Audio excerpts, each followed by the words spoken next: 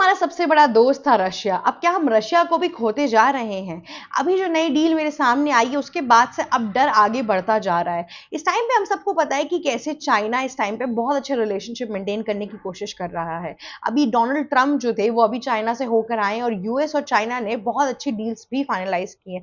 हालांकि यूएस और चाइना हमेशा से एक दूसरे के कट्टरवादी अप्रोच में रहते थे, बहुत कट्टरवादी तरीके से ये लोग चलते थे। 19-20 का आंकड़ा रहता था इन लोगों के बीच में। पर ट्रम्प ने इन सारी चीज़ों को असाइड किया है और जो उसकी वॉर चल रही है ईरान के साथ, इसमें कंप्लीट हेल्प चाइना की लेने की कोशिश की है। ट्रम्प ने ना कि सिर्फ यहाँ पे वॉर एक तरीके से रुकवाने के लिए चाइना की हेल्प की है, बल्कि ईरान के ऊपर दबाव बनाने के लिए भी चाइना की हेल्प की है, क्योंकि अपेरेंटली ईरान का जो सबसे बड़ा एलाई है वो चाइना है। लेकिन चाइना किसने एक और गेम खेला। यूएस प्रेसिडेंट डोनाल्ड ट्रंप के जाते ही वहां पर पहुंचे रशियन प्रेसिडेंट व्लादिमीर पुतिन। वहां से दिक्कत शुरू होती है इंडिया के लिए। हम सबको पता है कि रशिया ने इंडिया का कितना साथ दिया है थ्रू आउट द टाइम। जब भी ट्रंप ने 50% टैरिफ लगाया हो चाहे ना लगाया हो, वॉर के टाइम में, गरीबी के टाइम में, हर चीज में इंडिया की अच्छी खासी हेल्प हुई है। वैसा वर्षा इंडिया ने भी उनका पूरा मार्केट अपलिफ्ट कराने में हेल्प की, क्योंकि एक तरीके से जब रशिया ने यूक्रेन के ऊपर अटैक किया तब यूरोपियन यूनियन और यूएस ने मिल के इतने ढेर सारे रशिया के ऊपर सैंक्शंस लगा दिए कि उसके बाद से बहुत लोग उनसे तेल, गैसेस, ऑयल, नेचुरल गैसेस ये सब खरीदना बंद कर देते हैं। उस टाइम पे India as a good friend सामने निकल कर आता है। अगर देखा जाए तो स्ट्रैटेजिकली या शुरुआत से देखा जाए सोवियत यूनियन के टाइम से, तो फिर इंडिया और रशिया ज्यादा अच्छे दोस्त थे। पर उसके बावजूद भी रशिया आज अपनी सबसे बड़ा एलाइज और सबसे ज्यादा पावर और सबसे ज्यादा एक्सेस अपने देश में अगर किसी को दे रहा है तो वो है चाइना। और चाइना की जो पुरानी हिस्ट्री है, जिस तरीके से उसके अलायंस है, वो इंडिया के साथ मिलते जुलते नहीं है। चाइना के one of the greatest friends में पाकिस्तान आते हैं और अब तो बांग्लादेश भी मतलब जुड़ गया है। अभी बीते दिनों मैंने आपको समझाया था कि कैसे बांग्लादेश के जो नए प्राइम मिनिस्टर है तारिक रहमान, वो कंप्लीटली प्रो चाइना है। अब ये लोग पाकिस्तान के साथ मिलके नए नए फाइटर जेट्स बना रहे हैं बांग्लादेश के अंदर। और हालांकि हम सबको पता है कि बांग्लादेश और इंडिया के रिश्ते अच्छे नहीं है, और पाकिस्तान और इंडिया का तो हमेशा से कट्टरवादी एक समझौता और कहते हैं ना हमेशा से ही वैसा ही इक्वेशन रहा है। और पाकिस्तान इंडिया के लिए बहुत ज़्यादा ऑलरेडी डिस्टर्बिंग रहा है। अब उस पूरे लिस्ट के अंदर बांग्लादेश भी ऐड हो रहा है, और बांग्लादेश के ऐड होते ही उसमें जो सबसे बड़ा इन सबका सुप्रीमियो बन रहा है वो चाइना बन रहा है। अब रशिया ने इस टाइम पर जिस हिसाब से जो डील साइन की है, उससे वो रशिया फ्री तो कभी नहीं, सॉरी, उससे वो चाइना फ्री तो कभी भी नहीं हो पाएगा। चाइना का अच्छा खासा कंट्रोल आएगा। इन लोगों ने डिफेंस डील साइन की है, आईटी डील साइन की है, फिर साथ ही साथ अगर आप देखेंगे तो और भी तरीके की बहुत डील साइन हुई है, एआई डील साइन हुई है, जिसके बाद से एनर्जी डील्स भी गई हैं, जिसके बाद से एक ऐसा माहौल आ गया है कि क्या चाइना इनका मार्केट पूरे तरीके से कंप्लीटली कैप्चर कर लेगी। इस तरीके की बातचीत आगे चल रही है। मैं आपको लेके चलना चाहती हूँ इस टाइम पर कि ये इंडिया के लिए इतना बड़ा थ्रेट क्यों होता जा रहा है। अभी हाल फिलहाल में चाइना ने इंडिया रशिया के साथ एक एनर्जी डील साइन की है। अब उस एनर्जी डील के तहत चाइना रशिया का लार्जेस्ट एनर्जी डीलर बन जाएगा। तो इस हिसाब से रशिया में जितने भी नेचुरल गैसेस और एनर्जी रिलेटेड स्टफ हैं, वो सब कुछ सबसे ज्यादा अमाउंट में चाइना को बिकेगा। हम सबको पता है पहले से ही चाइना रशिया का लार्जेस्ट क्रूड बायर है, क्रूड ऑयल बायर है। हम भी क्रूड ऑयल खरीदते हैं रशिया से, लेकिन हम लार्जेस्ट नहीं है।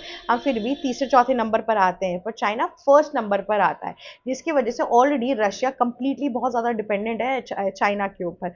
जब से वॉर शुरू हुई है ना रशिया और यूक्रेन के बीच में, सैंक्शंस लगने के बाद से यूएस और यूरोपियन एलाइज के अगर कोई अगेंस्ट खड़ा हुआ है तो वो कंप्लीटली चाइना ही है। तो जो जिन जिन जगहों पे यूएस और यूरोपियन यूनियन ने सैंक्शंस लगाए हैं, चाइना ने उन लोगों को अपना दोस्त बना लिया। सबसे बड़ा दोस्त उसका कौन सा बना? ईरान। उसके बाद से फिर आपका वेनेजुला, फिर आपका रशिया। इन सारी जगहों से उन्होंने तेल कैप्चर करने की कोशिश की है।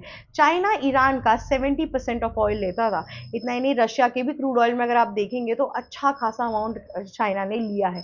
ठीक है, तो अब क्या हो रहा है कि विथ कमिंग टाइम इन लोगों की नजदीकियां और बढ़ती जा रही है, और इनकी नजदीकियों की वजह से जो रशिया है वो कंप्लीटली चाइना पे डिपेंडेंट होता जा रहा है। इनकी इकोनॉमी आपस में एक दूसरे में लिंगर अप हो गई है। तो अब इंडिया के पास कोई मौका नहीं बचता कि अगर चाइना उनके साथ बदतमीजी करेगा तो उनके एलाइज में कोई खड़ा होगा यहाँ पे, क्योंकि रशिया अपना प्रॉफिट देखेगा। देखिए जियोपॉलिटिक्स में कोई भी चीज़ ना सही गलत नहीं होती है, सब अपने अपने बाउंड्रीज के अंदर की प्रॉफिट लॉस सिक्योरिटी कंसर्न यही सब देखते हैं।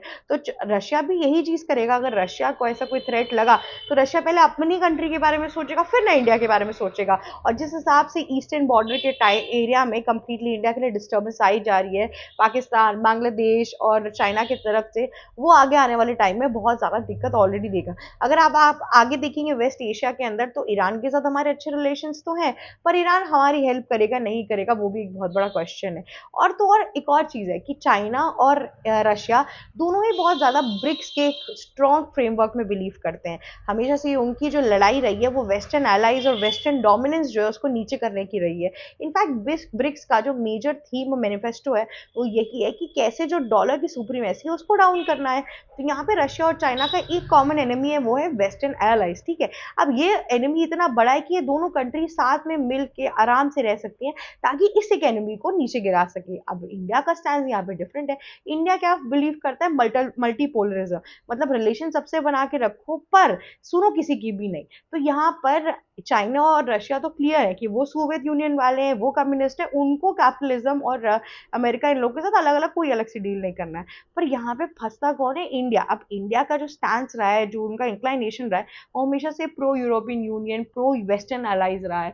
तो यहाँ पर ये जो बात है ये इंडिया और रशिया को इतना ज़्यादा बाइफिकेट कर देती है कि आगे जाके प्रॉब्लम हो ही सकती है। साथ ही साथ ये जो ब्रिक्स ऑर्गेनाइजेशन बना है जिसका part Brazil, Russia, India, China ये सब कुछ है, इसके अंदर अगर आप देखेंगे तो आपको ये भी समझ में आएगा कि किस तरीके से इंडिया दोनों भागों में हिस्से में बटा हुआ है। अब इंडिया को क्या चूज़ करना है ये बहुत ज़्यादा मुश्किल है इंडिया के लिए इस टाइम पर। इंडिया के अच्छे एलाइज यूरोपियन यूनियन के साथ भी एक अच्छा बहुत बड़ा हेवी मार्केट इंडिया के पास आ रहा है, वो तो इंडिया उठा ही लेगा। पर ये कहते हैं ना स्टैंड की बात है, वो इंडिया कहाँ से क्लियर करेगा। और अगर रशिया चला गया तो इंडिया की इकोनॉमी का एक बहुत बड़ा हिस्सा चला जाएगा। इंडिया करीबन अगर आप देखेंगे तो मैक्सिमम जो क्रूड ऑयल है वो रशिया से ही लेता है। अब अगर रशिया वो सारा क्रूड ऑयल भी चाइना को देने लगेगा तो बाकी कंट्रीज के लिए चीज़ें बचेंगी नहीं, और ये बहुत बड़ा लॉस हो जाएगा रशिया के लिए, और सॉरी रशिया के लिए ये बहुत बड़ा लॉस हो जाएगा यहाँ पर इंडिया के लिए, क्योंकि इंडिया भी क्रूड ऑयल खरीदता है, उसके बाद से उसको रिफाइन करता है, फिर डीजल के फॉर्म में उसको बाहर ले जाकर बेचता है, और इससे इंडिया का अच्छा खासा इकोनॉमी इस टाइम पर इफेक्ट होता है। तो यहाँ पर ये सारी जो दिक्कतें हैं इसके ऊपर क्या सुझाव होना चाहिए, इंडिया का अगला क्या स्टेप होना चाहिए, और किस तरीके से इंडिया इस पूरे मीट को जो व्लादिमीर पुतिन और शी जिनपिंग के बीच में हो रही है इसके ऊपर कैसे नज़र बनाया हुआ है, ये सब जानना बहुत ज़्यादा इंपॉर्टेंट है। दूसरी ओर हमने ये भी देखा कि जब व्लादिमीर पुतिन चाइना पे लैंड किए तब चाइना के जो फॉरेन मिनिस्टर हैं वो खुद आए उनको लेने के लिए, रिसीव करने के लिए।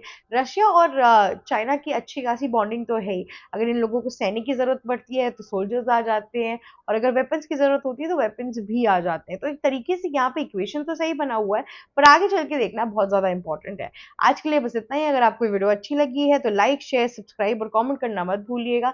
जाते जाते बेल आइकन भी हिट कर दीजिएगा। Thank you so much for watching our video.